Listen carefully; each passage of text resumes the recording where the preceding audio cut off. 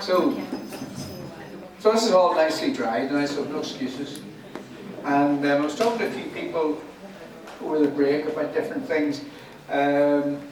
First of all, if you go on my website, that's G.Booth.com. If you forget what it is, just Google me and you'll find it. All the details of stuff that I do, like online workshops and actual holiday workshops and things like that, are all on that. There's a new book coming out in July, Plein Air Painting with Watercolours, and I'm actually doing a workshop up in Ballycastle at the beginning of June, Marine Hotel. May? May? Is it May? May? Sometime. No, another day. The hotel organises. So there's a couple of places left now. So anyway. I don't know if you can answer me, but would there be 2 rates going on? I'm living there, so yeah. There'd be a rate. Fundamentally, I know there's definitely one person that's not staying there. So there's a rate for it? Presumably there is a rate. I'll have to go down and ask them. Okay. That's good. Then you can tell the rest of his route. Right, okay. So we're sort of at the stage where we are now. All right, I like to include you in it, and then if I make enough games of it, you get the blame as well. But if you look at that, especially if you're sitting a bit further back, the only thing you really see is the darkness in the water. Yeah. So that's a problem if I don't want you just to see the darkness in the water. So this is what I was talking earlier about balance. So I need to start balancing things a little bit. So now that I've done that, I'm going to jump back up to here. Well, what I really do is jump back up and have a look at everything. So I look at the sky. Do I need to do any more to that? No. I look at these trees. Do I need to do any more to those? No, at least at the minute, no, I don't. These trees here, do I need to do any more to those? Again, at the moment, no, I don't think so. But I don't know, because of course, do I need to do something to this? Yes, I definitely do need to do something to this. It needs it needs developed more, it needs a little bit more detail, because this is really the focal point. I mean, there's not a lot of point going down a river. If you just want to paint the river, then don't include a blimmin' big red coloured castle, and that's kind of daft. So this is obviously the focal point. So I've got to get the darks in here. Now when I get this developed, it could well be that then I realise, oh right, I'm going to have to do a bit more of this. But I don't know, and this is the thing, I don't know. And there's no way of me knowing, because I don't know what it's going to look like when I've done this bit. And that's why I'm saying it's so much better to do a little bit of everything and just keep rotating round. And as you rotate round and round and round, there'll be parts that you realise, no, it's okay now, I can leave that, don't need to touch that anymore. And you end up doing your final couple of touches wherever it happens to be, and then that's the painting done. Now, that sounds very simple, but no doubt you're all like me in that you find that the best time to stop painting is about half an hour before you actually do. But we'll see. So back up into my tower, and what I want to do is do what I've done there, but develop it a little bit more. Now there's it's not a sunny day, but there is a little bit of variation in the tones, and certainly the first thing that I can see looking at the photograph is that there is this is definitely a little bit darker in here. So let me just get this on. Now, is it constant the whole way down? Well, not really, but we'll make it relatively constant so that we don't take forever. And I'll stop that at the bridge. So that gives me a difference between the bridge and, actually it doesn't stop at the bridge. So I'll not do that. So I'll do that down there, and then at the bottom of it here, it'll continue to run down for a while, but at the bottom of it there's no absolute hard edge. So I'm just going to let it just disappear, just by softening that bottom part of it. Now, there's a corner in here, the corner between the flat part of that part of the tower and the round tower at the side. So I need to get some strong darks in there, or a strong dark in there. So I'll just run that down the inside. And just, hopefully that will, I hoped it would have blended it a little touch more, which it hasn't done. Well, it hasn't done, so I can't do much about it. As I say, the danger is touching any of this at this point is always a bit of a risk, because that's when you start to lift previous colours and whatnot. But what I will do is try and just soften that slightly, that little edge, so that that just runs in a little bit. Because it's rounded, then you tend not to get, in fact you don't get hard edges because it's rounded. So it'll be dark, gradually becoming light, as opposed to the square part, which is dark, suddenly becoming light. And then just, I'll do this one first. There's greys and all sorts of nice colours in here, so I'll add a little bit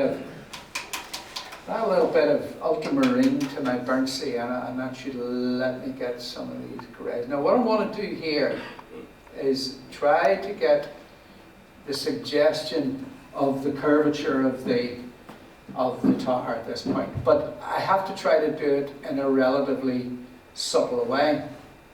So I can't just do little random marks like that, because technically they're not there. Technically it's the stonework. I'm trying to suggest the stonework without actually having to paint it. That sounds Irish enough, doesn't it? So I'm wanting to suggest the shape of the stone. I'm particularly wanting this little curve. Now up there it's a little bit more curved than that. Right, okay. I don't think, I was saying earlier, if you're putting paint on it's not doing anything for you, then stop, no point carrying on. So I'm going to try something a little bit. I'm going to go in a little bit stronger, see what happens with this.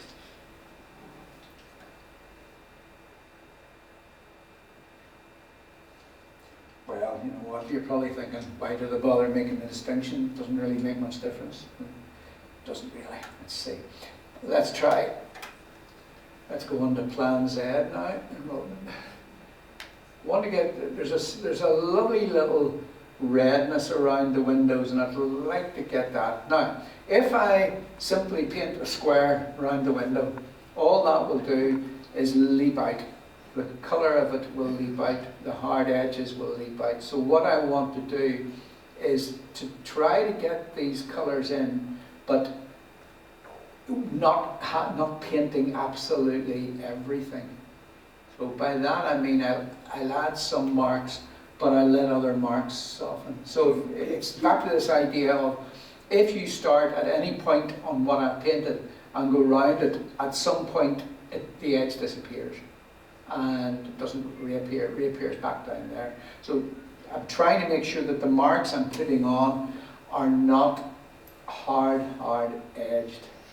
So the little lancet window here, again, what I'm going to do is just put a little suggestion of that on it. I'm using my finger, just the same way that I was using my brush, just to create a little bit of variety on that. Here and here, we'll get a little bit of variety as well.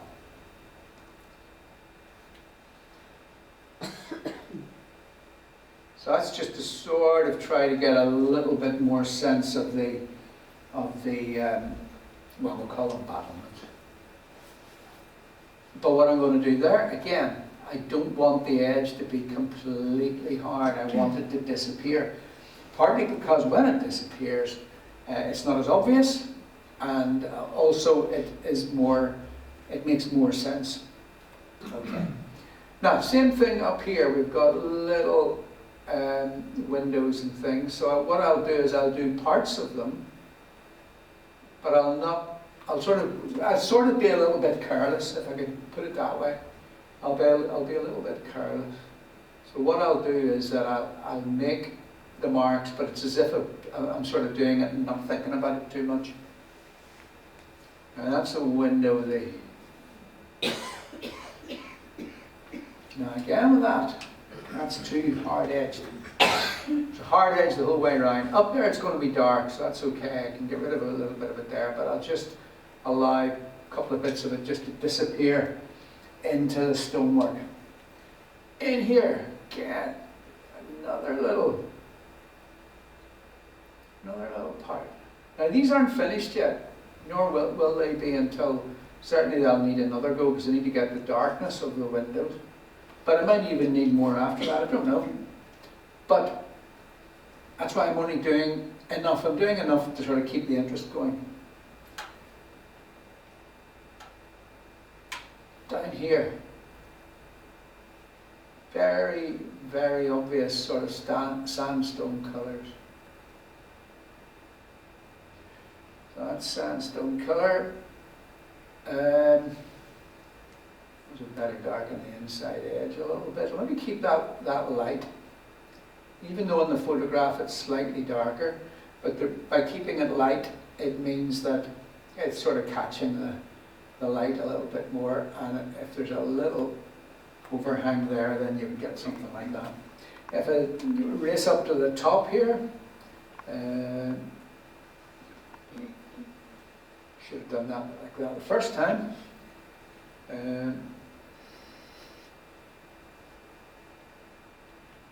Again, when in doubt, soften.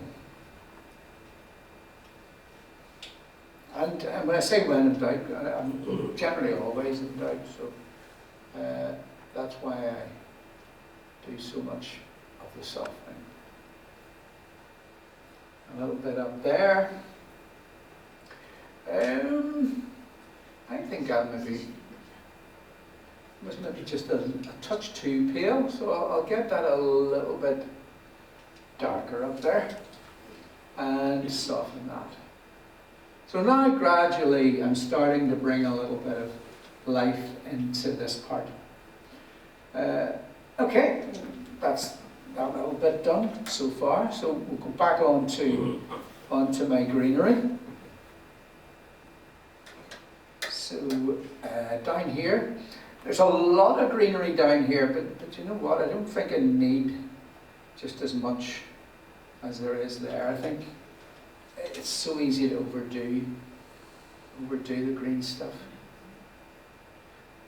I'm wanting it to soften.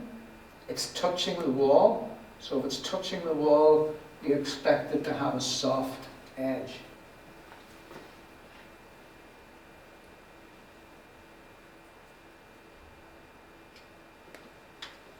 Same thing.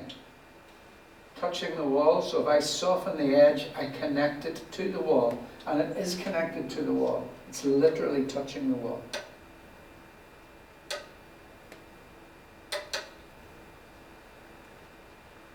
Some darks.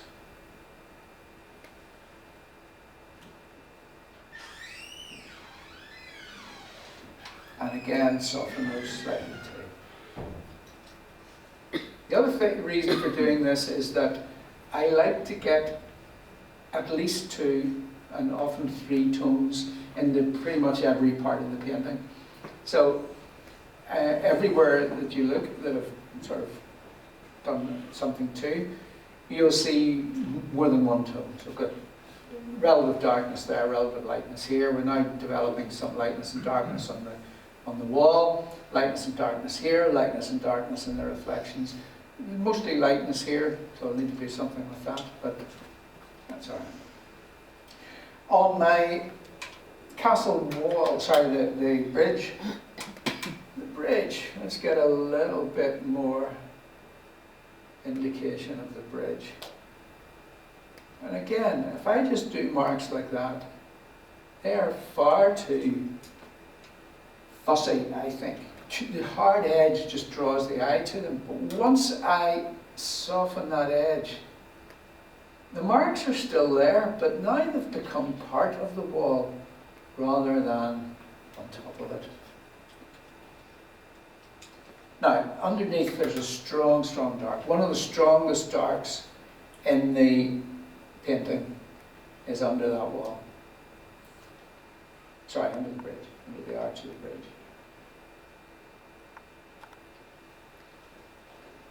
So,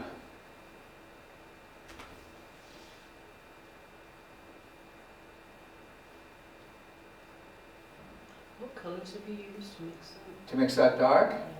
That's ultramarine, burnt sienna, and there's an inadvertent touch of quinacridone magenta in it, but I didn't actually mean to put that in it. These things happen. I'm seeing a little bit of dark sort of right over about there. And then under here, got a lot of dark under here coming down. Now again, if I do that like that, it sort of looks a bit strange, but if I get the old softening brush out, then when it's blended in with the rest of the wall, it looks more realistic. Well, I think it looks more realistic. And it's important too that, and I usually preface all these demonstrations by saying everything I do is just my opinion. It does not mean that it's the only way that you paint something, or the only way that it's possible to paint something. It is just one way of doing it, and it's just the way that I find works for me. And I think it's important for all of us to find the way that suits our method of painting. And the way I did that over the years was really very simple. I would watch demonstrations very much like this one. I would see the demonstrator do something, and I would think, oh, like that, I'll try that. And I would try it, and sometimes I would think, oh, that worked well, I'll keep that. Other times I would think, oh, no, I don't like it after all, and then I would pack it in. So I think that's how we all develop our own style. We borrow bits from other artists. Every other artist that we see. I used to say that when I did the day classes that I used to do, I used to say that I would learn as much from the students as hopefully they would from me, because I would see them doing things. Now, the less experienced ones might not even understood what they were doing, but they would do things and I would think, oh, that's interesting what you've done there. Even if they didn't have a reason for doing it. And so it would be things like that I would then add into to the way I would work. So colours, I would see people using a colour and I think, well, I haven't used that before, I'll get some of that. I've got an orange there. And then I thought, a lot of these people use orange, I'll try orange. I don't like it, it's horrible. So I'll not use it anymore. Okay, this is all dry. No, but yeah, that's all dry. And that's balancing better, but still not enough, still needs more. So we'll get some of these strong darks. Did you use Payne's grey at all? No, I don't. I mix up my darks. There's nothing wrong with Payne's grey, but there's a danger that the danger is that you would start using the grey as a made-up grey. I think it's always important to mix your own. So if you're using Payne's grey, absolutely all right. If you want to use Payne's grey, of course it is. You can use whatever you want. But I would always say to make sure that you add a little bit of colour to it, so it's not just Payne's grey.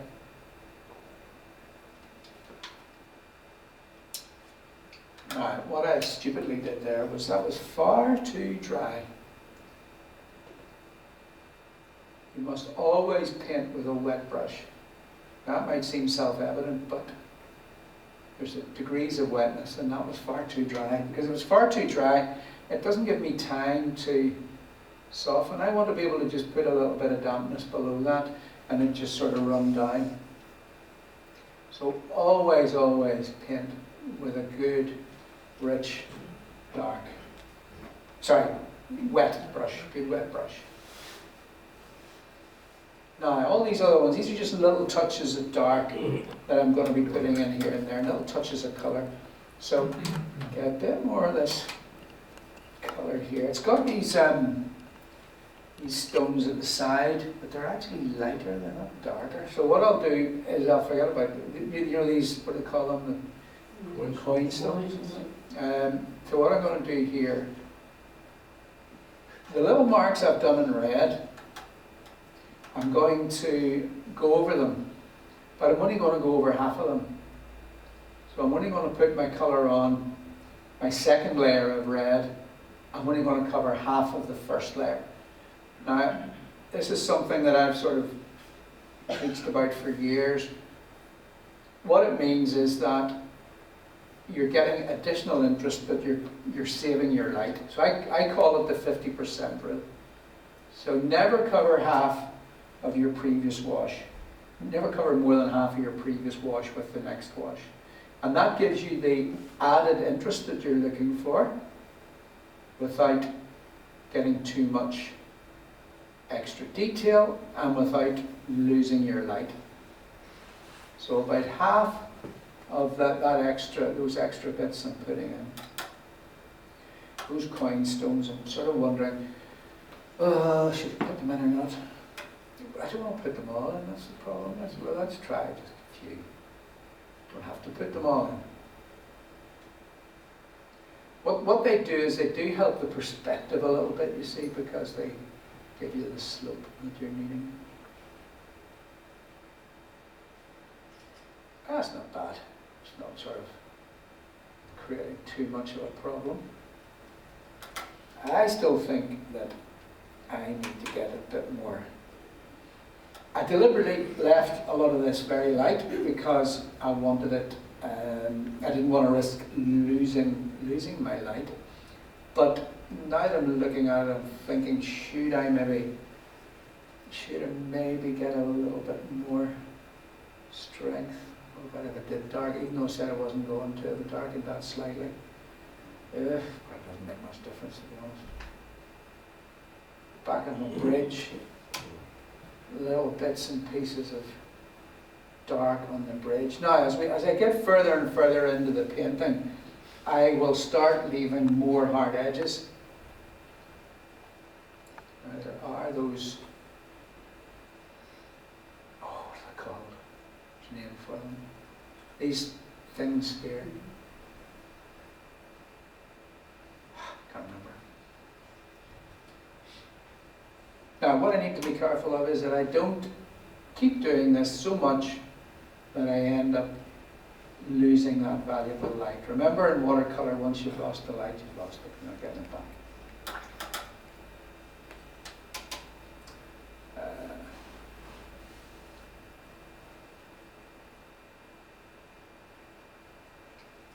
So these are just, I'm now just sort of racing around, but nearly mucking things up a bit.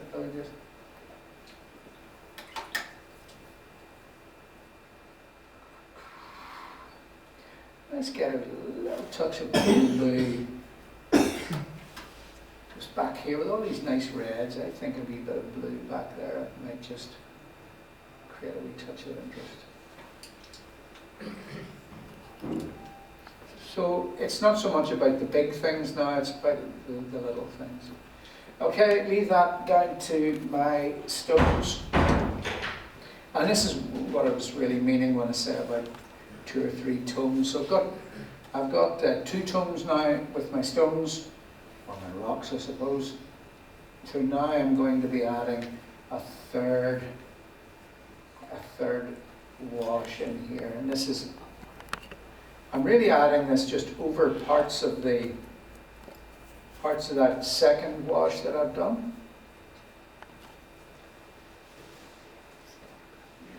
And this is just to give myself a little bit more in the way of tonal variation in the background there. That's not background, it's foreground, in the foreground. But if although it's foreground, it's not. See, that's not the subject. The subject isn't the rocks. The subject's here, so I have to be careful that I don't overdo any of these little marks. So a little bit of light and dark certainly, but I don't want to do much more than that. Sometimes it can be useful just to do a little bit of a little bit of splatter, even just because splatter can help to sort of make things a little bit less tidy, and it does it in a random way. Whereas when you're making marks like this, you have to be careful that you don't do that. Make that exactly the same shape as the rock.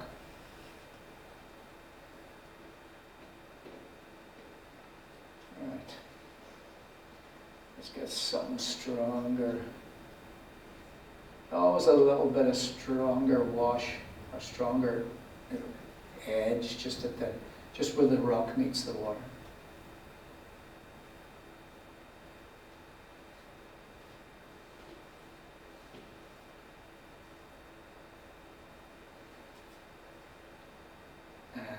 Well, I've got magic sun here that throws shadows on both sides of the rocks there, so better do one and stick to it. I think no, it's not that side, it's the other side. It should be on this side. Ah. Let's make that much darker then. There we go. Now, used that bit of blue in there because it was just not being careful enough, so I need to get that in a few more. So long as it's spread around a little bit, I should be okay. So if I take that blue and even, oh, maybe not as strong as that, just let that drift over here and there, it means it just gives me a little bit more of this variation. So I'm desperately trying to get variation in the rocks without painting every single rock, basically. Now, where we decided these shadows were going to be on the left. Again, they're not really going to be terribly strong shadows.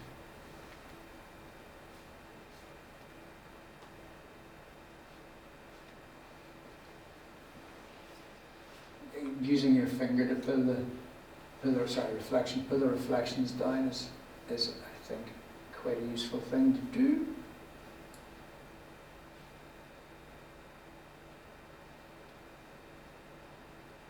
Okay, back to this. So a little bit more in the way of this is quite close, so we can, it's okay to do a few little leaves and things in front of it.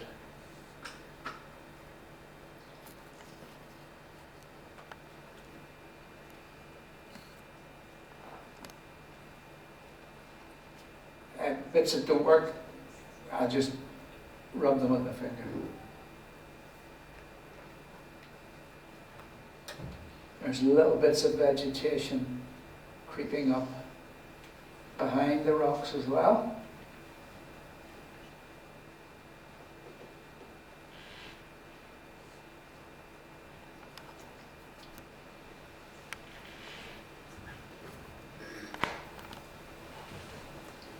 Now, this bit here, need to get this darker. These reflections.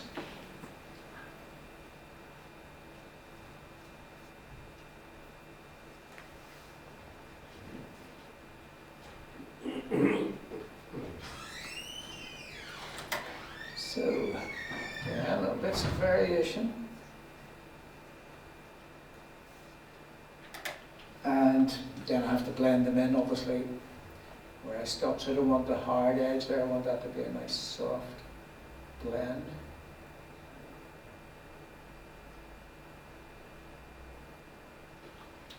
Sorry, I just need to stand in front of it a bit of an angle.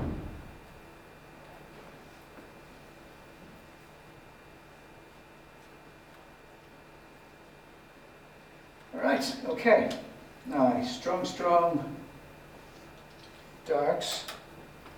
And the last, well, I think not quite, because I think this is now looking a little bit sort of too uninteresting. So I didn't want it to be too interesting, but now it's a bit uninteresting.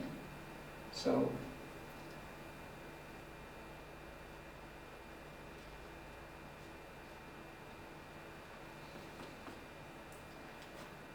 get a little bit, let's see, coming down that way or something, disappearing.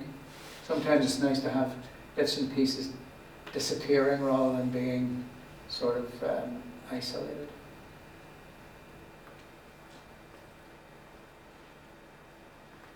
That's a bit better. Now, earlier in the painting I'd have been softening all these edges.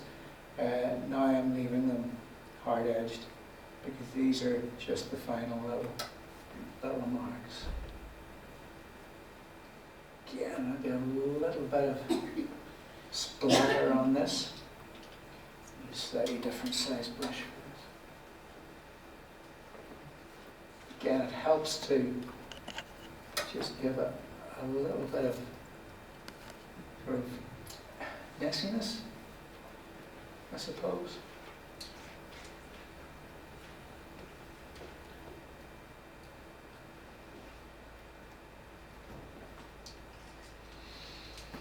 Okay, strong darks, ultramarine and burnt sienna will give a decent strong dark, as will a lot of other colours, but I've been sort of using this all through the painting, so there's no point jumping to a completely different colour. And this allows me to go back into these and just increase the strength a little bit.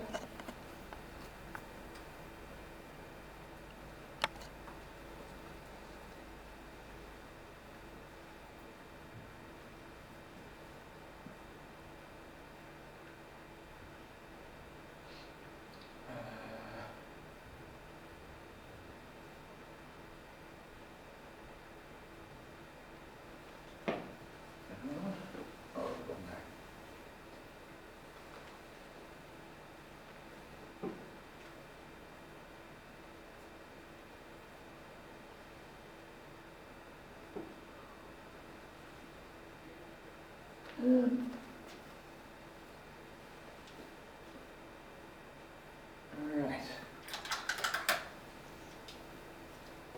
I think that's too light there.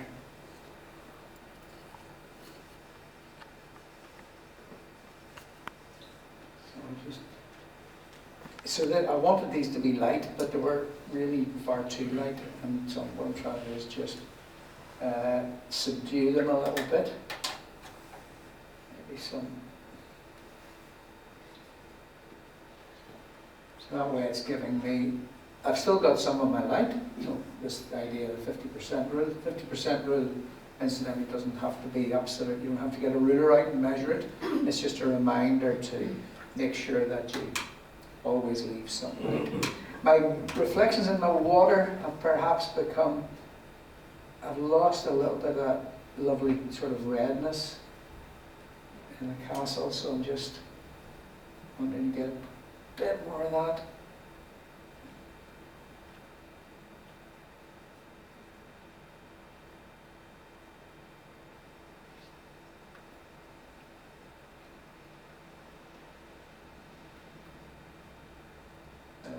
And my light there on the water.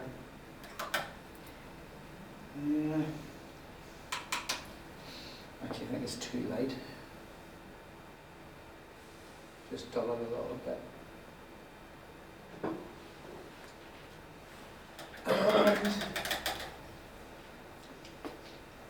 That's nearly it. I think my trees here, or my shrubs there, are looking less strong than here, and that's not good. So get a little bit more strength in here.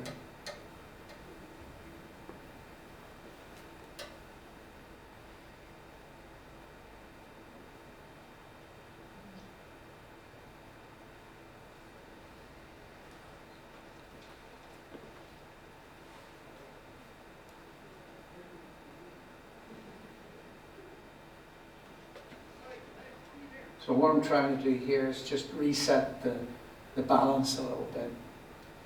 So this has just not got enough strength. I'll get a little bit of green in, and then I'll get a little bit of that nice strong dark in. Now that one.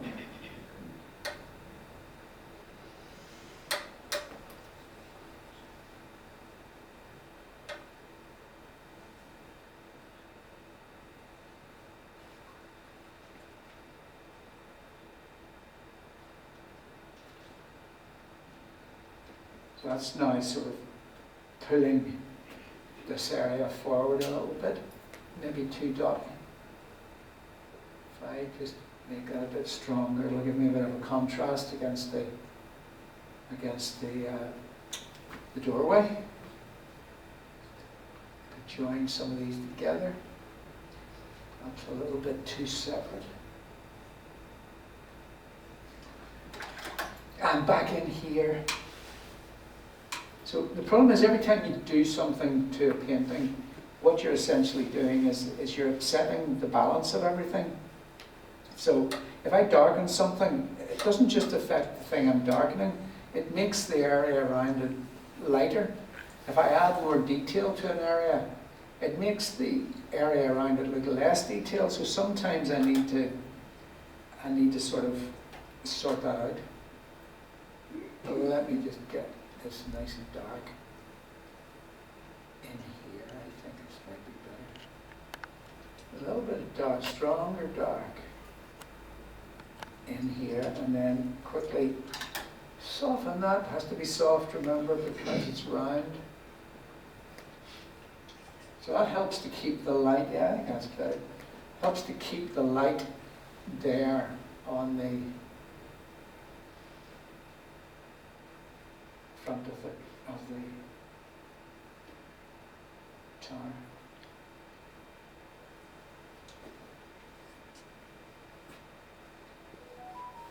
And you know, you could go on forever, but you have to stop at some point. And a little sneaky little window just in there. Right, let's see. I'm thinking that's probably as much as it needs.